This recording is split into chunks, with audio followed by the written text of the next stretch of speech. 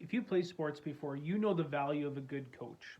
Here's an example. Let's say you're playing on a hockey team that is used to being successful, right? You're used to winning, or if not winning, really being quite competitive in every game you play, and you find yourself in a game where you're kind of getting blown out a little bit. You're down by maybe three, maybe even four goals going into the third period, and everyone's getting frustrated.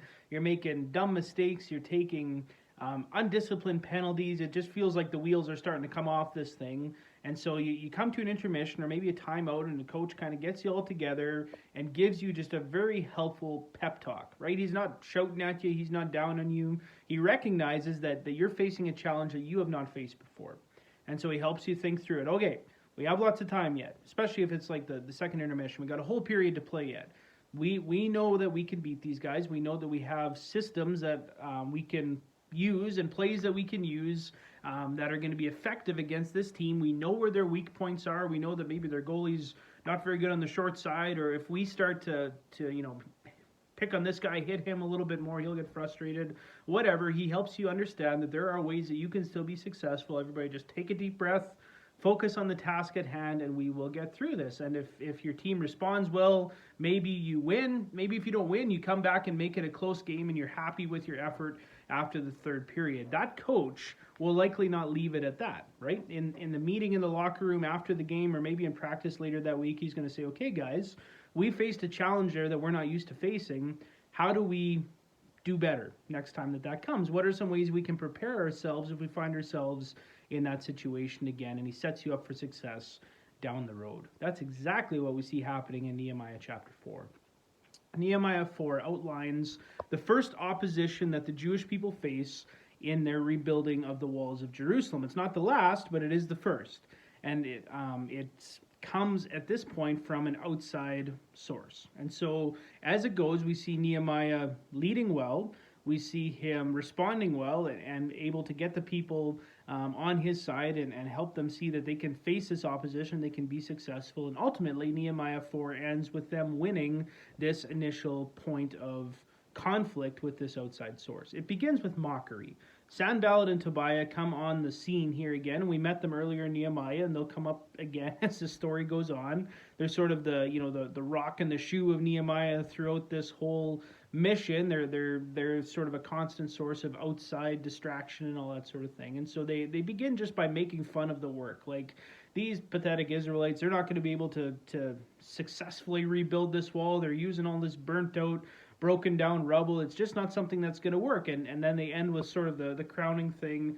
Even if they do finish the wall, it's going to be so weak that if a fox walks across the top of it, it's going to crumble, right? This is just doomed from the get-go, and they're just making fun of it. Somehow Nehemiah hears about this, and presumably some of the people of Israel maybe did as well.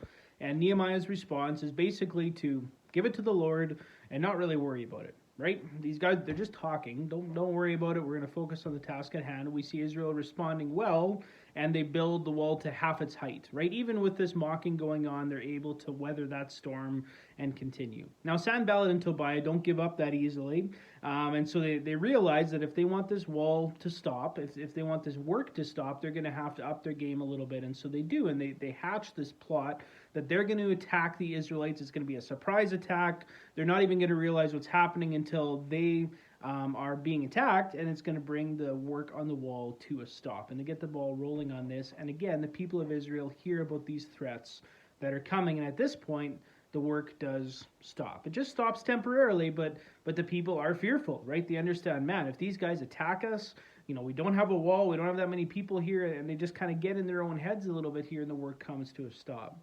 Nehemiah responds well at this point. He instructs the people, okay, we're going to station guards, at the weak points of the wall. Yes, it's rebuilt to half its height, but there's some points that are just more vulnerable than others. And so we're going to station guards there. And he does that. He inspects the wall, and then he calls the people together, and he gives them a very helpful, I'm going to call it a pep talk, but it's more than that, right? He calls the people together and says, don't be afraid. Take courage. Remember a few things. Remember the Lord, who has called you to do this, right? He's called you.